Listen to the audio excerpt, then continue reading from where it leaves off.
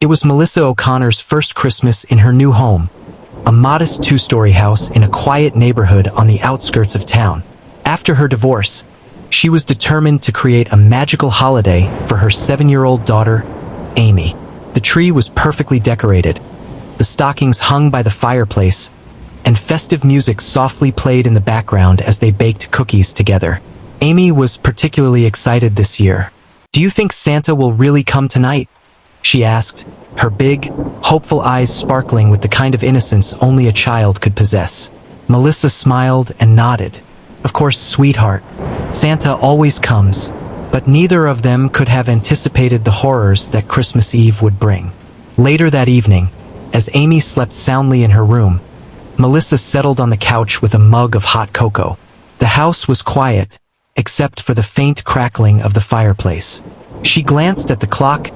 11:30 p.m. Everything felt peaceful, almost perfect. But then, she heard it. A faint, rhythmic sound. It wasn't coming from inside the house, but above it.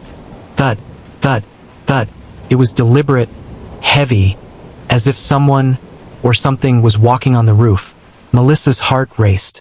She froze, straining her ears. The sound stopped. She laughed nervously to herself, shaking her head. "Probably just a raccoon," she muttered. But as she turned off the lights and headed upstairs, the sound came again, louder this time. Thud, thud, thud. She tiptoed into Amy's room to check on her. The little girl was fast asleep, her small chest rising and falling rhythmically. Melissa kissed her forehead and whispered, "Good night, my love." But as she turned to leave, Amy stirred, her eyes fluttering open. "Mommy," she whispered, "Santa's here." Melissa felt a chill crawl down her spine. "What do you mean, sweetie?" Amy pointed toward the window. "I saw him. He was looking at me." Melissa's first instinct was to reassure her daughter, but she couldn't ignore the uneasy feeling twisting in her gut. She approached the window cautiously and peeked through the curtains. Outside, the yard was blanketed in untouched snow. Nothing seemed out of the ordinary, but just as she turned away, something moved, just a flicker, at the edge of the yard. A tall figure in red, standing perfectly still, partially obscured by the shadows of the trees. Melissa's breath caught in her throat. She blinked, and the figure was gone.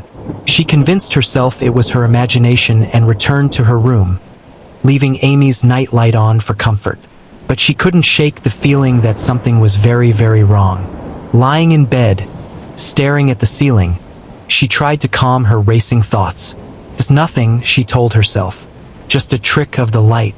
At exactly 12:15 a.m., the sound started again. But this time, it wasn't coming from the roof. It was inside the house. A low, creaking noise, like the weight of heavy boots on wooden floors. Melissa shot upright, her heart pounding. She grabbed her phone and crept out of bed, dialing 911. But before she could hit the call button, she heard it.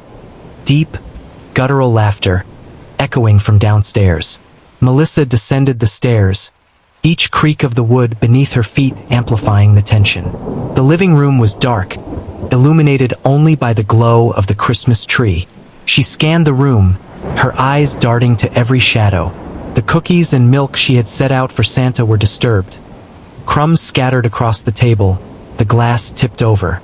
But what caught her attention were the footprints. They started at the fireplace and trailed across the floor, large and wet, with strange claw-like indentations at the toes.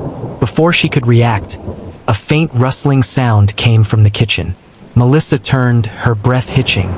Slowly, she moved toward the noise, gripping a kitchen knife she had grabbed from the counter. The rustling stopped. She flipped on the light, but the kitchen was empty. Her hand shook as she backed away. That's when she saw it. A shadow moving behind the Christmas tree. Melissa's scream caught in her throat. The figure stepped out from behind the tree, his face obscured by a hood. He wore a tattered Santa suit, the fabric stained and torn, and his gloved hands held something. A sack, bulging and writhing as if something or someone was inside. Melissa stumbled backward, tripping over the coffee table. The figure tilted his head, as if studying her. Then, with an eerie calmness, he whispered, "Ho, ho, ho." His voice was deep, unnatural, and sent shivers down her spine. He dropped the sack, and something inside it let out a muffled cry. Panicked, Melissa grabbed her phone and hit the emergency call button. But the screen glitched, the call failing to connect. The man in the Santa suit began to move toward her, his boots thudding heavily against the floor. Melissa screamed, throwing the knife at him. It missed, clattering to the floor. Suddenly, a loud bang echoed through the house. Amy's voice called out from upstairs, "Mommy? Help!" Melissa's blood ran cold. She bolted up the stairs, throwing open Amy's door. The room was empty. The window was wide open, snow blowing in. Outside, she could see the same red-clad figure standing in the yard, holding Amy's limp body over his shoulder. Melissa ran after them into the freezing night, her bare feet sinking into the snow. But as she approached, the figure turned to face her. His hood fell back, revealing a face that wasn't human. Its features grotesque, its eyes hollow and black. With a chilling laugh, he and Amy vanished into the darkness. The next morning, the neighbors found Melissa unconscious in the snow. Amy was never seen again. All that remained was a bloodied Santa hat lying near the edge of the forest.